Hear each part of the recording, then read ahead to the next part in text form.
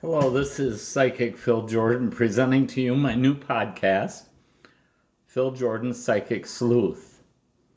I named it Psychic Sleuth because for the last 60 years I have been a sleuth, investigating paranormal, supernatural, psychic, spiritual things and encounters that I've had throughout my lifetime. I've promoted my psychic profession as a police officer, solving many unsolved crimes, missing persons, missing jewelry, missing animals. I've helped people to understand a concept of life hereafter through experiences with mediumship. I have explored the interesting experiences that I feel are proof of my faith, and my faith is proof of my gift. And so I think for the episodes that are coming, you will find many things that you will be able to relate to as I try to take a common sense approach to psychic awareness and spiritual phenomena, faith, religion, and integrate it together in an understanding for the common person. We all have psychic experiences. I think that psychic awareness is an extension of a gift that we are given in our birth, the gift of instinct. Instinct is that interesting aspect of survival, that we all have instinct of danger, we have instinct of what is good, what is right, what is wrong, what is bad. And that instinct, if we really think about it, can grow into intuition. Intuition is a little bit beyond instinct because it perceives more the future aspect of things. And I think that intuition gets into the concept of precognition, which is knowledge beforehand. And then intuition can go into psychic awareness, which is sort of above and beyond intuition, where we can know things that have happened, things that are happening, things that will happen. And we can know that not only for ourselves, but for other people. Some people can develop their psychic awareness. Some people have it as a gift.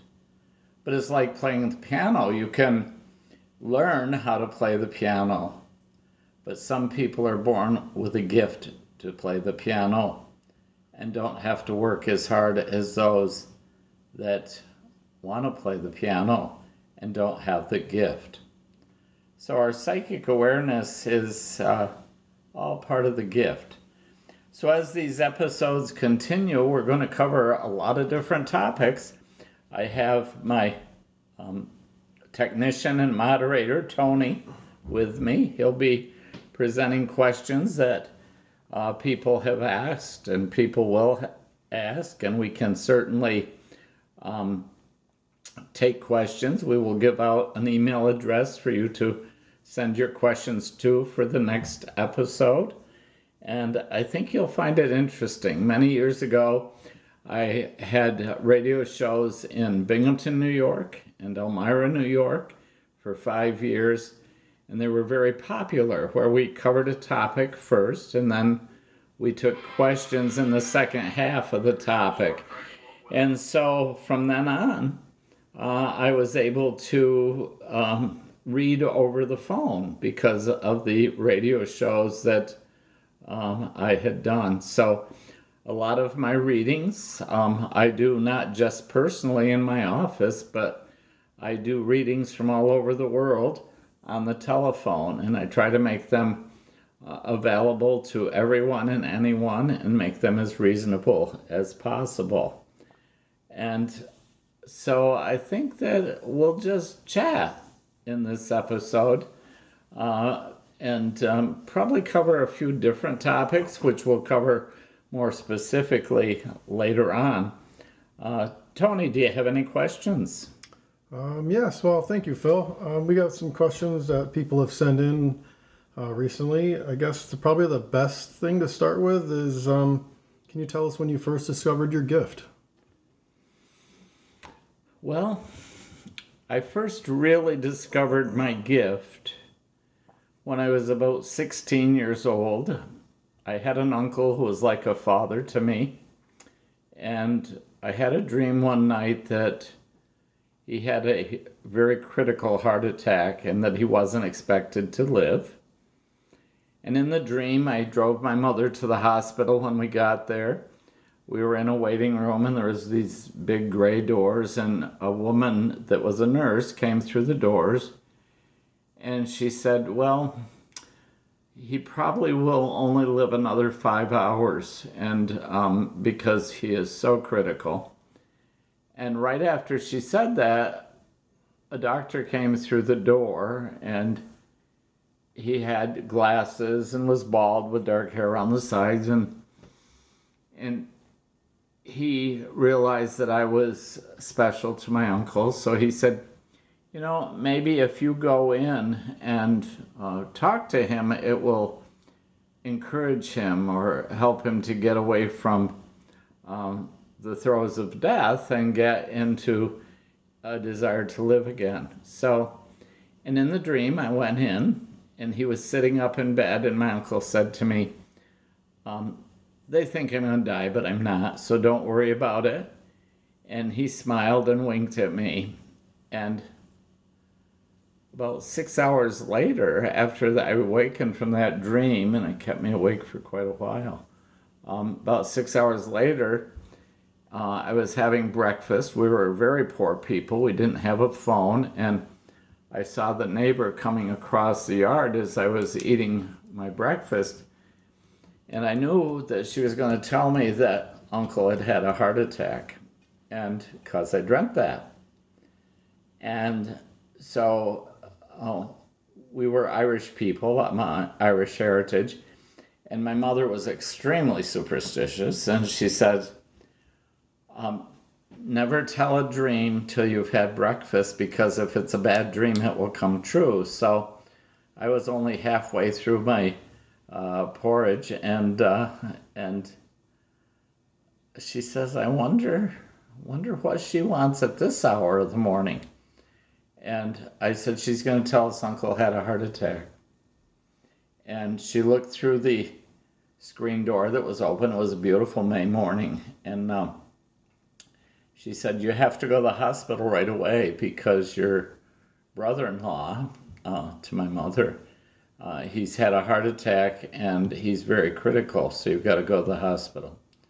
So I had just gotten my permit to drive, and my mother never drove out of town.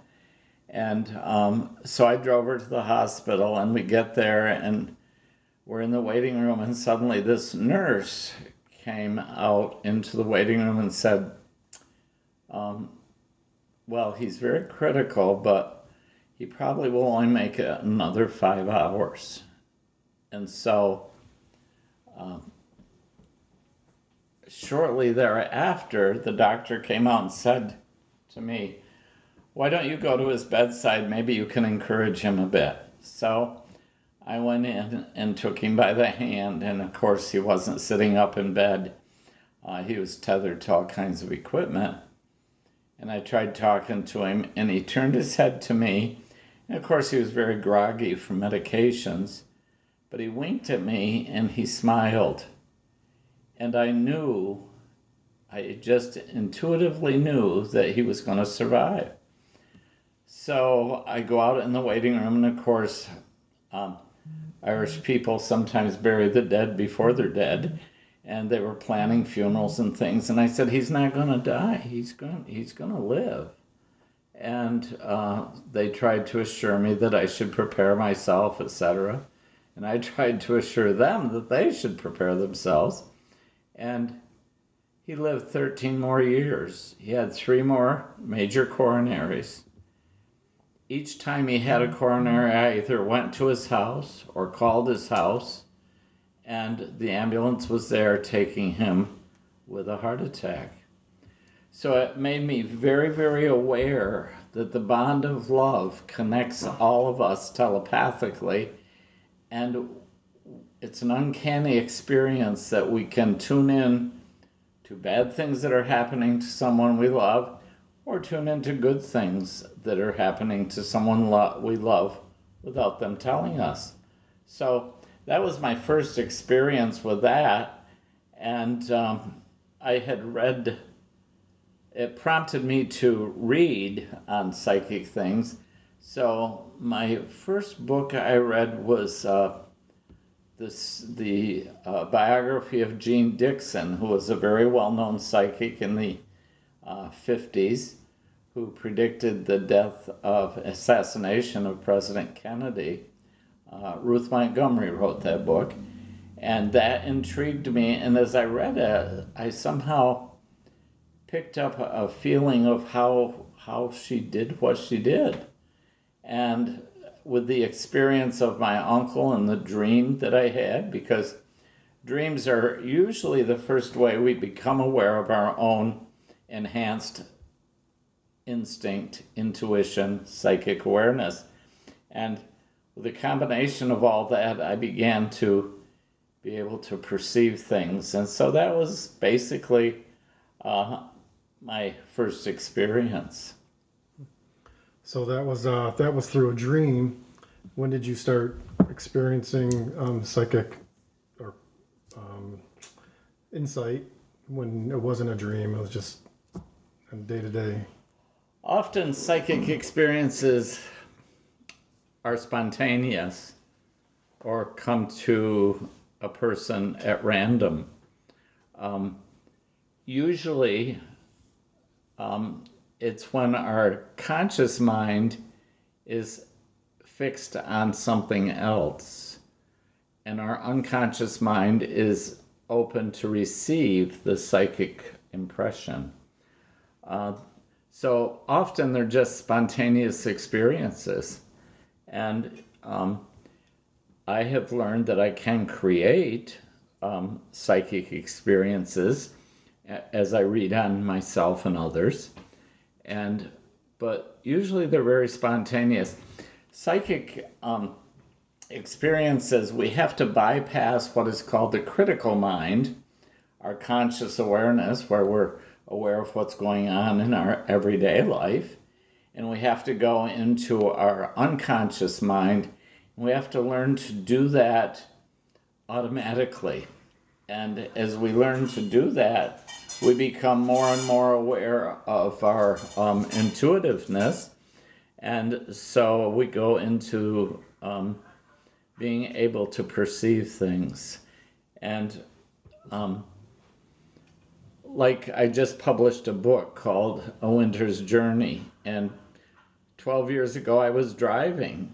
And within 7 minutes, the entire book, the idea of the book came to me. I sat by the side of the road, wrote down an outline, and I just published the book 12 years later. But it's a wonderful book about a little girl taking a spiritual journey while in a coma.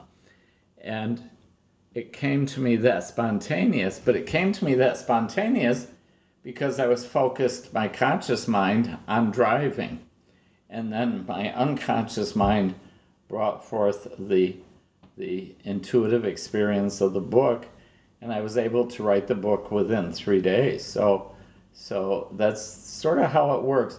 You have to learn to trust yourself. You have to learn not to listen to others.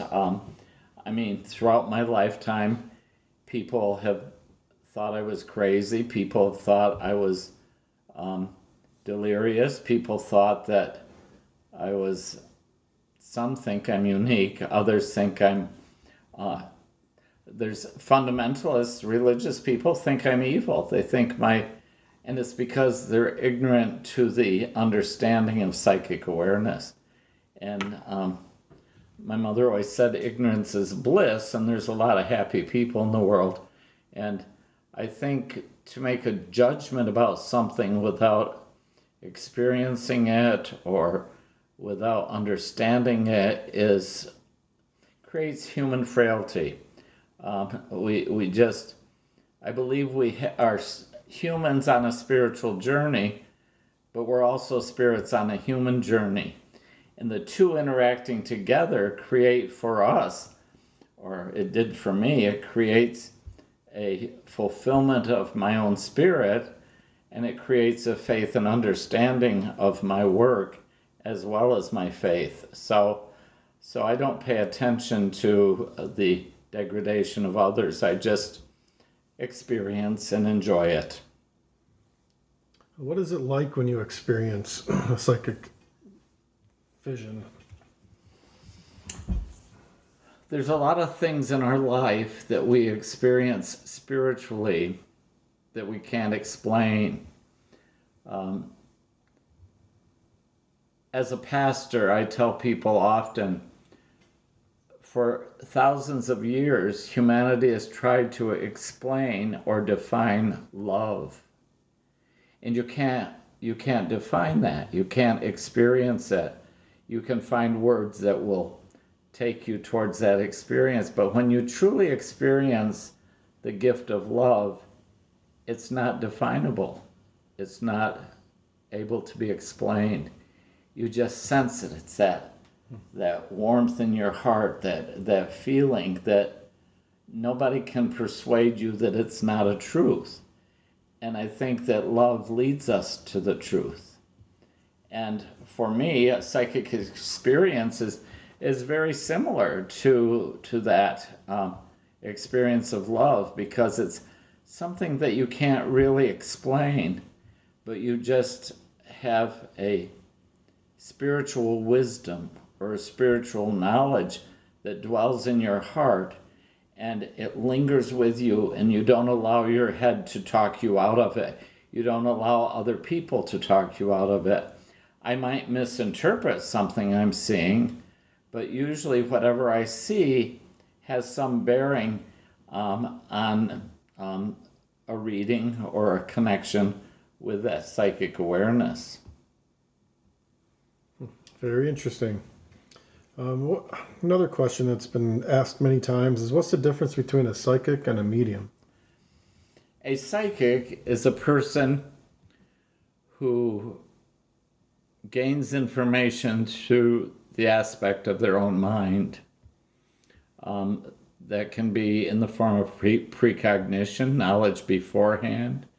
It can be seeing auras and reading auras. It can be anything where the mind can develop an understanding of something that has happened, something that is happening, or something that will happen. So a psychic is actually working with his own mental capacity, his or her mental capacity. A medium is somebody who stands between this world and the next, and they feel that they can derive an awareness of spirits around them, or spirits around the other person they're reading for, or something. Some people will possess purely the gift of psychic awareness. Some people will possess just the gift of mediumship in spirit communication. Some people possess both. And I believe that through my lifetime I've been very aware as a psychic with a profound understanding of precognition and psychic occurrences and things that have happened, or in my investigative work I can reconstruct a crime that has happened usually, or who might have been there. I see bits and pieces, and it's worked out that those have created clues for an understanding of what may have occurred in a crime. But I've also experienced that of the spirit world. And I believe that when we are born into this world, our spirit enters the body to sustain life through the first heartbeat. And then at the last heartbeat, we know that death occurs and our body is no longer needed. So I think we continue on because the spirit maintains its identity, not only its personality, but its character. And I think that in my faith, it shows me that many times that people have had such communications, and I think that's not only in contemporary times or in humanity, but also I think there's a lot of biblical explanation for things that happen. So I don't dispute the mediumship, and I don't dispute the psychic awareness.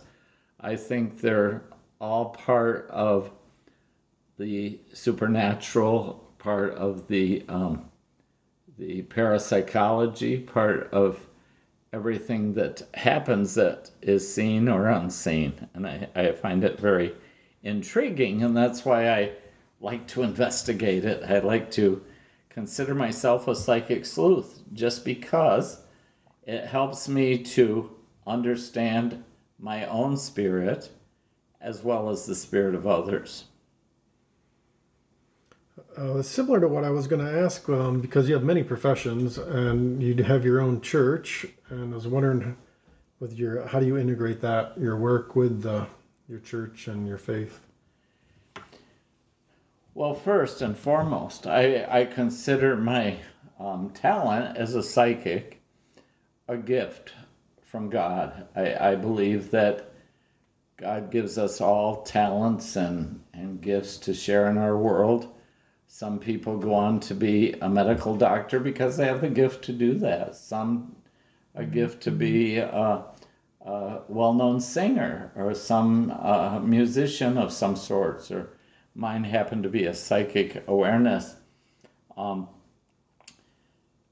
but ever since I was a youngster, I've known that God has had to be a very active and very important part of my life.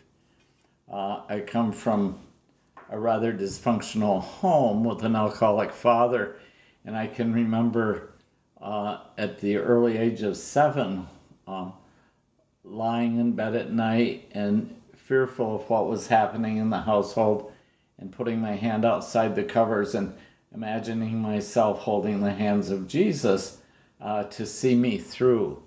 So, I think that kept me going.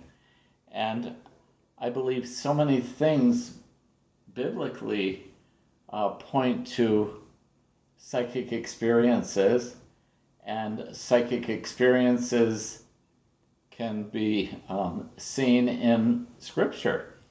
And years ago, when I was doing the radio show in Binghamton, I had a man named Barry Downing who wrote a book called The Bible and UFOs. And some of the experiences that occurred in the Bible could possibly be connected to alien sightings, etc., like the burning bush and things like that. So to me, my work proves my faith, but most of all, my faith proves my work to me. And it's my position that I have to get my spirit through life. While I can certainly follow example and understand things that other people present, it's up to me to choose what is right for my work and what is right for my faith.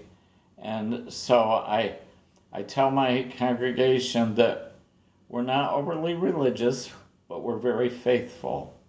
And I think that's the important thing, that everyone has to create and develop their own faith. We can gather together as a group in a bond of love, and we won't all agree on what we believe in our religion, but we will all agree that we need an individual faith. And so I think that my faith proves my work, and my work proves my faith to me, and that's what's important. Okay, thank you. How can you tell a truly gifted psychic from a fraud? Well, unfortunately, as in many professions, there's a lot of fraud. There's a lot of people that um, will tell their client if something absolutely horrifying or terrible, and the person thinks that they got a good reading because they were scared to death. That's not what a consultation should be. And there's just an awful lot of frauds in psychic phenomenon, and people that may have some gift but may not have it to the point they should be perhaps doing it professionally. But um, one of the ways I tell people you can realize if you've gone for a reading and the psychic or the medium tells you like you have a bad spirit following you, and if you come back with $200 in a white envelope and I'll burn the envelope and that'll get rid of the spirit. If any psychic or medium tells you to come back and bring more money, don't, I repeat, don't do it, because they're frauds. They're just trying to get money out of you. I have a couple clients who a woman claiming to be a medium told them if they bring an egg in a silk cloth, that she can get rid of the evil spirit. And she had them close their eyes, bow their head, and she broke the egg in the cloth, and out comes this piece of black. It looked like coal, which it probably was coal, and she said that's the evil spirit, and she had destroyed it. No. If you think, if you feel evil, the first prayer of exorcism for good to overcome evil was the Lord's Prayer. And it tells you right in the Lord's Prayer that good will triumph over evil. And just repeat that, and evil can't penetrate that. Evil will stay away from you because they will know of your own goodness. So many things with fraudulent psychics and mediums, they take advantage of weakness. They take advantage of somebody in a newly grieved situation. And the people are desperate, so they will twist anything around to fit whatever the medium says. The other thing about frauds is they often will speak in generalities. They don't get specific. I went to a show once where there was a couple thousand people for a very well-known psychic and medium, and the person said to the audience, somebody up there in the right-hand side, way up and back there, has someone in spirit by the name of Richard. Well, we all probably have someone in spirit that would be named Richard that we could say, yeah, that's me, and many hands went up because they wanted to connect. And I always say, get a reading when you don't necessarily need a reading. Get a reading when it's just should be for your own enjoyment. It should be for your own spiritual understanding. It should not control you. And I certainly have people that would have a reading every day if they could, but that's not what it's about. We go back to the idea that God gave us the gift of instinct to survive, enhanced it with intuition, enhanced it with psychic awareness. So it should be for our own spiritual development and our own understanding, and not be taken advantage of. So I think that we got to be careful when you're selecting somebody to do readings. Very good. Another one of your really good talents is being a psychic detective. Can you explain a little bit more about what a psychic detective is? Well, a psychic detective, I first became involved in police work in 1975. August 4th of 75, a 6-year-old boy was missing near a man-made lake called Empire Lake in Tioga County, Spencer, New York. And his father had worked for a newspaper locally and called me to see if I could find him. And I'll talk about this when we have the episode on psychic detectives, because I have many different detective cases I can cover. But anyway, I went to I told the father I couldn't come at night because I'm afraid I would miss a clue. So I went in the next day, and 200 people had searched all night for this boy, and they thought he had drowned in the lake. I went into the woods the next morning in the exact opposite direction he was last seen, and I was able to locate him within an hour. Excuse me. It's a truly fascinating story, but it launched my career because the sheriff of the county, wonderful man, he called me into his office. He said, I don't believe in your work, or I didn't until I saw this happen.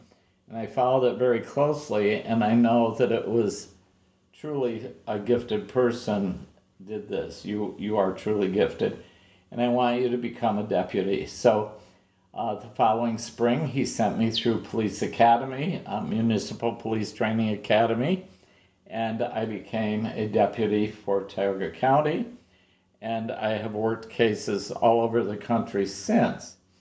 And what I like to do is I like knowing nothing about the case. Perhaps I would like a picture of the person when they're in a good physical state, and then I will record my impressions that I perceive, and I will, at the very best, be right, at the very worst, be wrong. But I tell people that in the beginning. I can only tell you what I feel. But there's been 20 episodes documented on Court TV and Psychic Detectives. I think people still can get them on Amazon Prime, Psychic Investigators or Psychic Detectives. And there has never been one case that I've helped to resolve, or one case I worked on, that I didn't think, how did I know that? How did I know that? And it's helped to solve crimes. It's helped to bring evidence to help solve crimes. I'm not admissible in a court of law, but I certainly can help people to resolve a case by finding evidence that might be overlooked, or recreate in my mind what happened and tell what I described for areas where somebody might be missing, or a body may be, or a perpetrator of a crime, or how many was at the scene of a crime. And it really gets intriguing. And so that's some of the writing I still have to do before I leave this world, is to take some of those cases and go through and tell what I have experienced. So I think that's important. I know the Psychic Detectives episode that we're going to record later on is going to be very interesting. Can't wait for that. Do you feel like your gift is genetically inherited? Well, I guess in a way I do. Like I said, I have Irish ancestry, and my mother was very gifted. She knew things that I did without having any way of knowing that. She was very astute at interpreting her dreams and trusting her dreams. And when I get to the episode on dreams, I will share some of the things that she shared with me. And so I think I inherited that from my mother. I have a twin sister who doesn't have any psychic ability at all.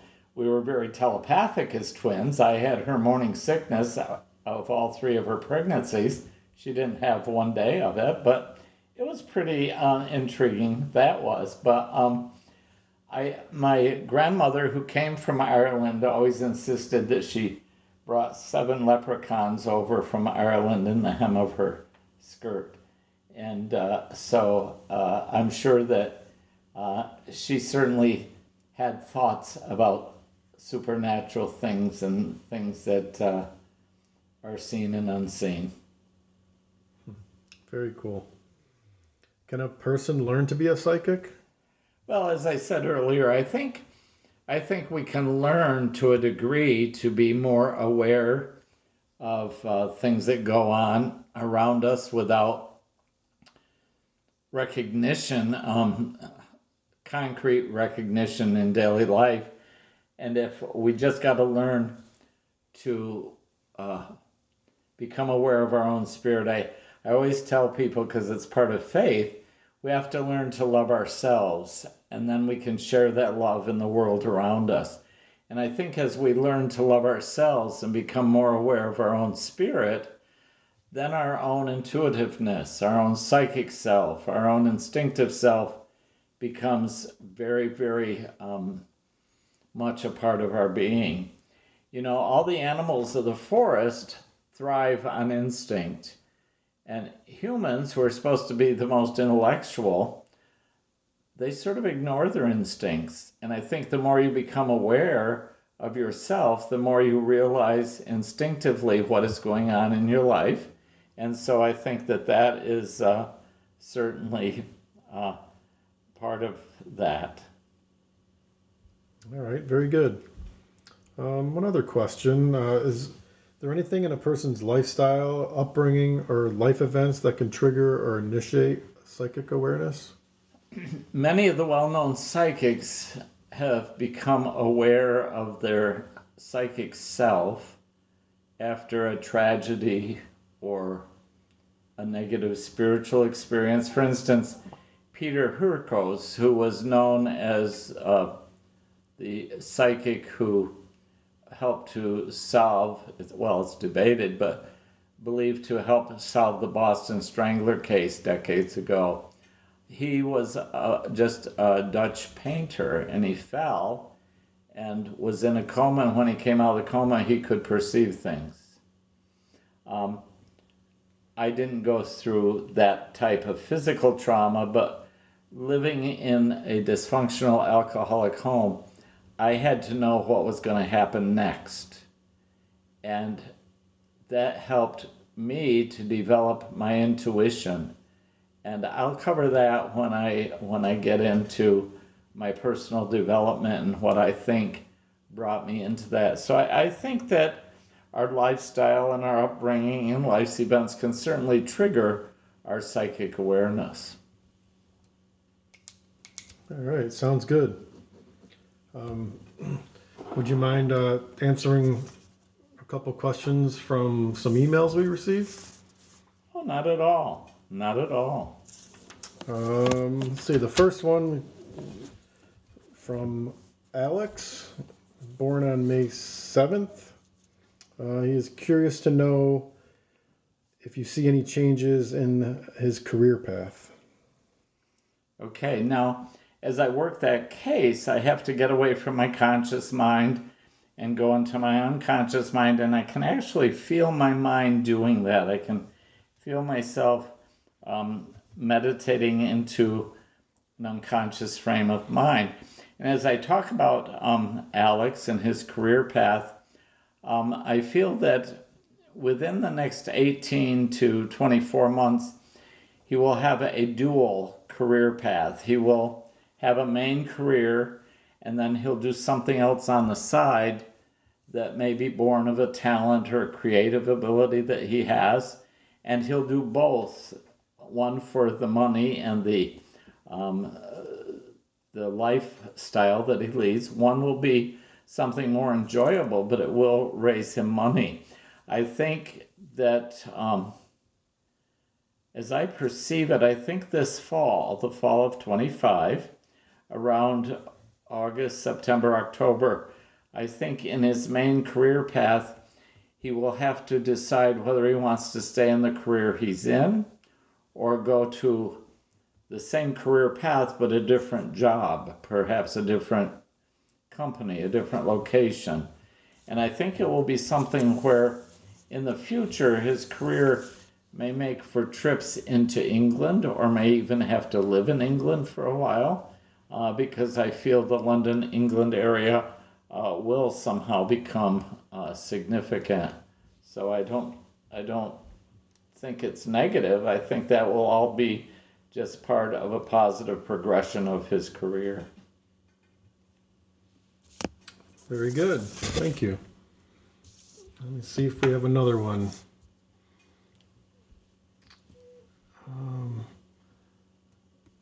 Kind of talking careers. How about one from McKenna, who just graduated from college? Do you see where her first job might be, location or job type or facility?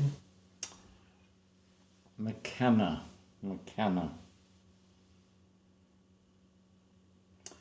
I feel that her first job opportunity, there will be 3 different places that will offer her an opportunity. And I think she'll do something where she gets not 1, but 2 different certifications. One may be a license, one may be a certification within that license.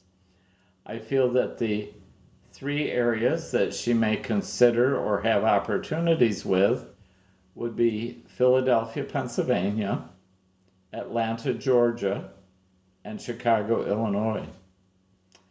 I think she will have the best opportunity in the Atlanta, Georgia area and may take a position there for 2.5 to 3 years as far as that goes. Then I think in about 2.5 to 3 years after she takes that job, that she may end up considering an advancement or a promotional type job, like in a supervisory position over a project or something that will be either in Texas or in Maryland. And I think probably the opportunity in Maryland would be good for her career-wise, but it also may be something that would be good for her socially as well. And so the Texas thing would be good for her career-wise, but not so good for her socially. And I think she will go on into mid to late 40s at doing some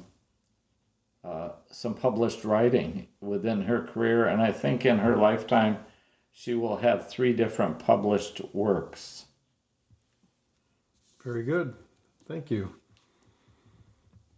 I have another one from Krista. She says her mom died when she was very young. And does she have any messages for her? Her name was Mary Ellen. Okay. I immediately feel that there's going to be something regarding a baptismal certificate, a certificate of holy baptism. And I don't know whether someone's been looking for a certificate of holy baptism or if she's going to be receiving that and it's something that her mother had that she wants to make sure she has it. But I feel that somehow comes through very strong with a certificate of holy baptism.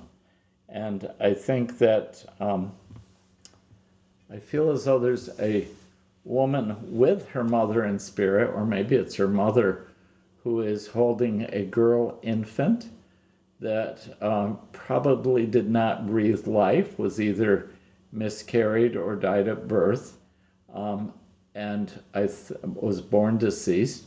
And I think that's got to be a woman that's with her mother or her mother. I can't feel specifically because it's a mother vibration, so it could be a grandmother with the girl infant, but it would be their way of letting me know that they're together. And so I think that is significant as well.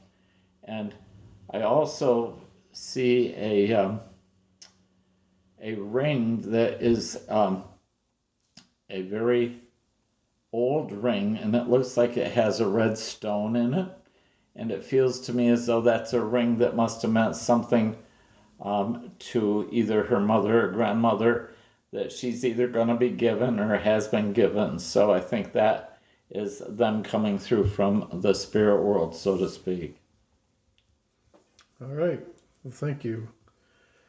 I guess finish up a little bit with, do you see any major changes or world events we should be preparing for?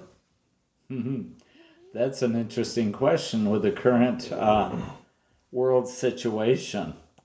I do feel as though we may become involved in something military, and I think that'll be within the next 6 months.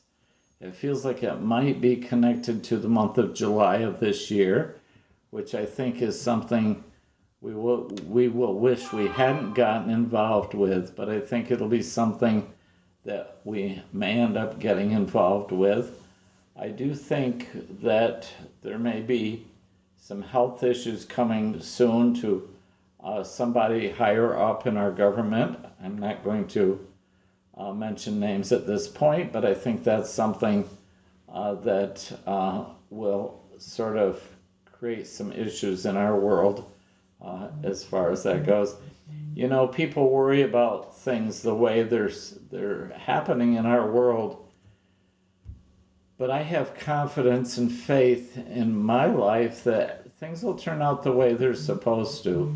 And we as humans, we don't listen to our own spiritual selves, and we let others lead us with their spiritual self, and we have to stand on our own, and we wouldn't worry so much because we would know that we're all going to head in the right direction because we're all created in the image of goodness. All right. Well, thank you for moderating, and I hope people have enjoyed this. If you have questions you want me to work with, you can send me an email at PhilJordanPsychic@gmail.com. that's PhilJordanPsychic@gmail.com. We're going to try to do a podcast once a week. And do get my new book, A Winter's Journey.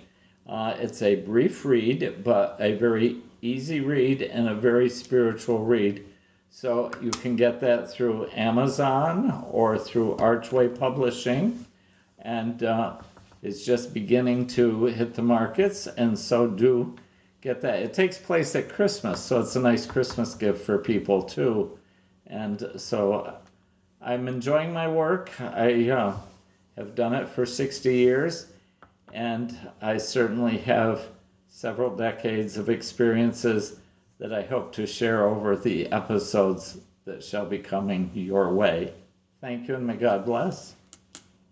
Thank you very much.